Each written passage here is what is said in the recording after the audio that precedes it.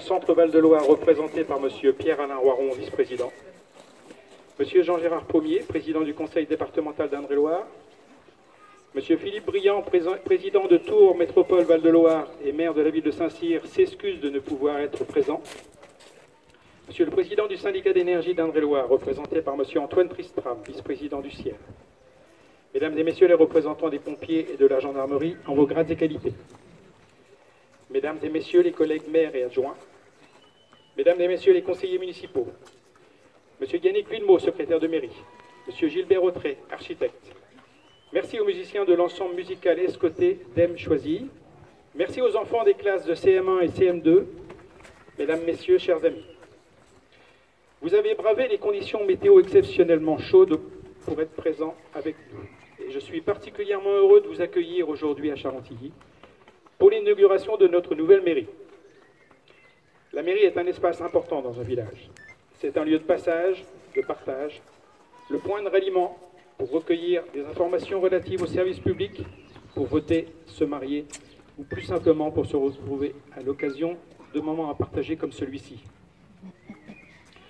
Cette mairie représente aussi et surtout notre République française. Il est important de rappeler que cette mairie est la propriété des citoyens. Si aujourd'hui nous sommes amenés à célébrer ce moment fort, c'est dû à un événement qui a eu lieu le 8 janvier 2014 au milieu de la nuit. Notre commune a été victime d'un incendie qui a détruit sa mairie et son bureau de poste. Les pompiers mobilisés ont fait un travail remarquable et je les remercie sincèrement. La stupéfaction et la consternation, vu l'ampleur des dégâts, ont rapidement fait place à un élan constructif et en une journée, une fois l'incendie contenu et donc sans risque, la mairie a été transférée à la maison des associations. Les associations de leur côté ont été transférées dans un autre local afin que leurs activités puissent se poursuivre. Ainsi, dès le lendemain, l'accueil du public reprenait force et vigueur, tout en continuant le travail de nettoyage, de rangement et de tri des quelques documents administratifs sauvés. Cet incendie nous a fait perdre une grosse partie de nos archives. Archives que nous étions en train d'inventorier. Une archiviste travaillait dans les greniers depuis 4 mois. Son travail consistait à ranger et organiser nos archives. Elle réalisait 2 tas, l'un à garder, l'autre à détruire. Malheureusement, lors de cette nuit du 8 janvier, c'est le mauvais tas qui est parti en fumée, en l'espace de quelques heures. Le bureau de poste a dû fermer et n'a réouvert que plusieurs mois, en octobre 2014, sous la forme d'une agence postale communale, mise en place dans les mêmes bureaux que ceux de la mairie. Dans ces mêmes moments, compte tenu de la destruction des bâtiments, la décision a été prise de reconstruire notre mairie au même endroit. Nous nous sommes rapprochés de l'ADAC pour réaliser le projet initial en vue de choisir notre architecte. Les dégâts matériels et les normes en vigueur en matière d'accessibilité ne nous ont pas permis de réaliser une simple rénovation. Après consultation, c'est le cabinet de M. Gilbert Autré, architecte, qui a été retenu. Cabinet qui avait déjà réalisé notre groupe scolaire en 2012. C'est donc en concertation avec ce cabinet, sous la houlette des services des bâtiments de France, que nous avons débuté cette réflexion. Comme vous avez pu le constater lors de la visite, ces nouveaux bâtiments associent l'ancien et le moderne. Le bâtiment ancien derrière moi, la Grange David, était la propriété de la commune. Elle est devenue notre salle des conseils et des mariages. C'est une mairie lumineuse, totalement accessible et plus économique sur le plan énergétique. D'un point de vue administratif et financier, nous avons fait appel à l'État, la région et le département. Un grand merci, car nous avons été entendus. Vous nous avez bien aidés. Je reviendrai tout à l'heure sur les montants qui nous ont été accordés. La maison commune, autre terminologie pour indiquer la mairie, est un symbole fort. Modeste ou triomphante, ancienne ou dernier cri, les mairies des communes de France ont en commun d'être à la fois un étendard de la République et un trait d'union entre le citoyen et l'État. La mairie représente au cœur de chaque village et ville de France, symbolise de ce double pouvoir.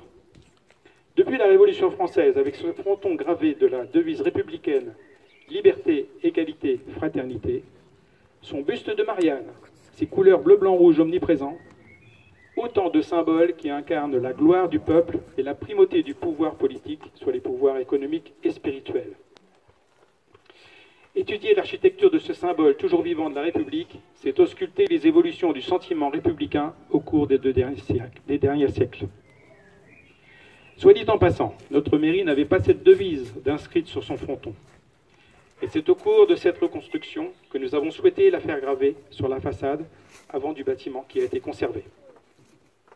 Donc financièrement, l'ensemble de ces travaux bâtiments et extérieurs ont coûté 810 000 €.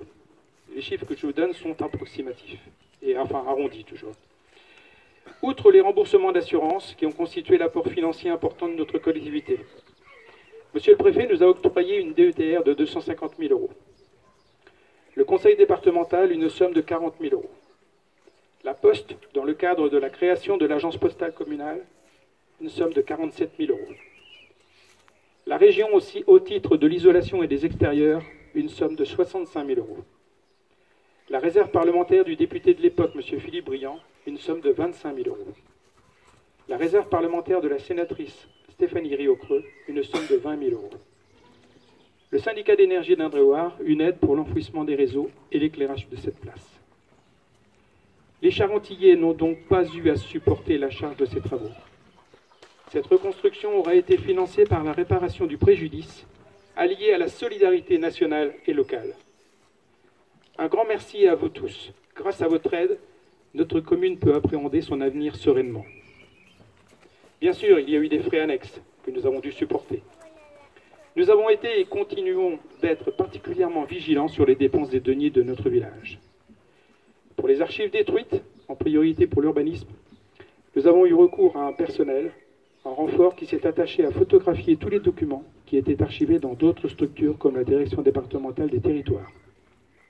Aujourd'hui, on peut dire que nous avons respecté les engagements. Il n'y a pas eu de dépassement financier et les délais ont été respectés à 3 mois près. Mais ça, c'est de la faute de l'architecte. Non, bien sûr, je plaisante.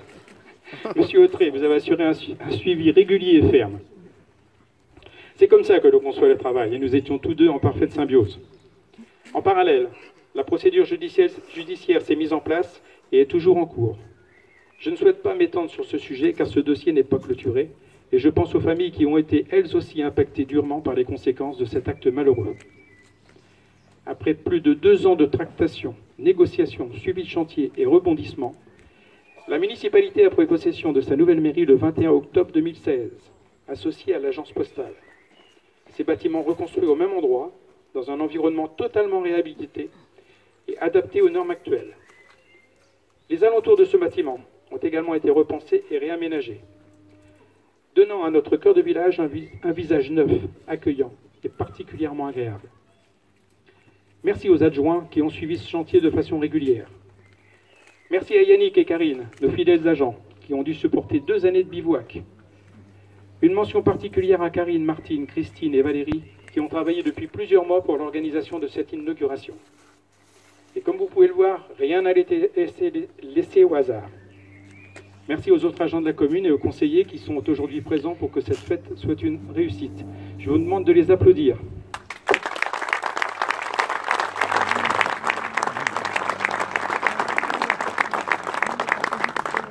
Merci à Jean-Bernard et Corinne pour avoir accepté de prendre un groupe d'enfants lors des TAP pour leur apprendre la Marseillaise. Merci aux enfants de l'école, les classes de CM1 et CM2, à qui je vais demander de me rejoindre. Les enfants. Les enfants, s'il vous plaît. Ils se promènent avec le drapeau. Voilà, il y en a là. Ils sont en train de se promener avec le drapeau. Il aurait fallu dire en amont d'être présent. Voilà.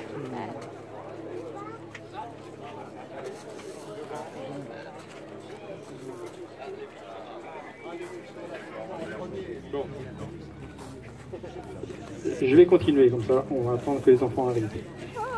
Merci à Monsieur Hébard pour avoir réalisé le reportage photo pour immortaliser ces instants. Merci à la fanfare de l'ensemble musical escoté d'Em Choisy de nous avoir accompagnés avec brio malgré des conditions météo particulièrement difficiles. On peut les applaudir.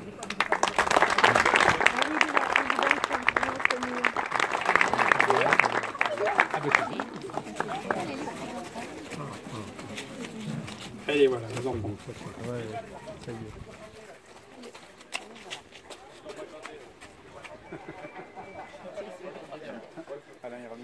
Alors les enfants, je sais que ça n'a pas été toujours simple, mais j'espère que vous comprenez aujourd'hui ce que vous avez réalisé. La Marseillaise, ce chant patriotique, notre hymne national que vous nous avez interprété de façon magnifique, va résonner pendant longtemps dans notre commune. Dans 50 ans, moi je ne serai plus là, et vous vous en souviendrez encore. Donc merci, et je demande donc de les applaudir et d'applaudir également Jean-Bernard et Corinne.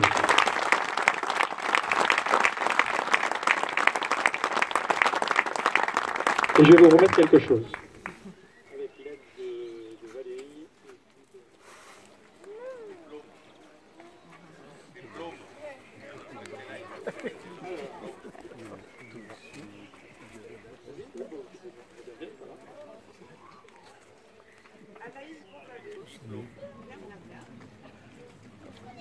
Voilà, merci.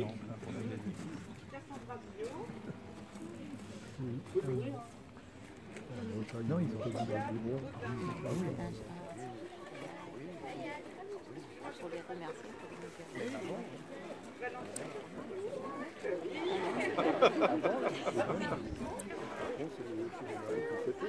C'est ça.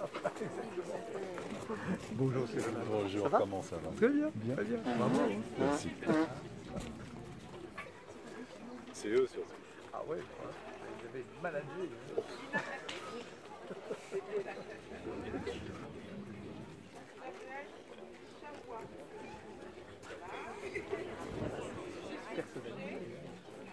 C'est un diplôme en fait. Qui n'en a pas? Enora Granger, Lucas Lex, Mélissa Leguet, Rose Richard, Laura Fief,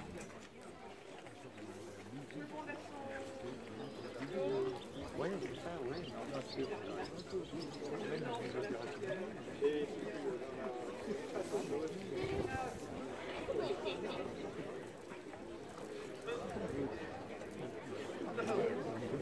Oui, je découvre, mais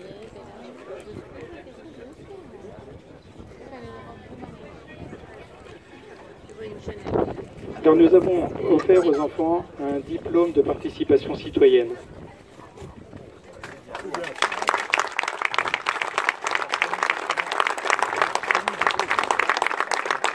Il doit être affiché dans leur chambre pendant les 30 prochaines années, au-dessus du lit.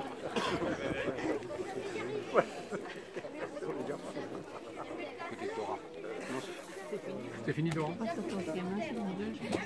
Voilà, donc merci les enfants. Je continue. Attendez.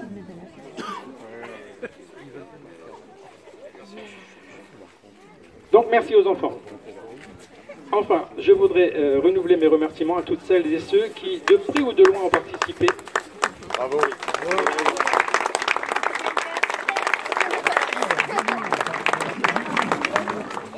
Bravo les enfants. Donc qui, de près ou de loin, ont participé à la réalisation de cette mairie, et à toutes celles et ceux qui se sont investis pour organiser cette journée. Merci aux Charentillais d'avoir supporté les désagréments d'un important chantier en plein centre-bourg. Je souhaite simplement que tous les habitants de Charentilly s'identifient à cet édifice, qui a été pensé et réalisé pour eux, leur permettant ainsi de bénéficier d'un environnement agréable et accueillant, à leur image. Je terminerai par vive la République, vive la France et vive Charentilly. Je vous remercie.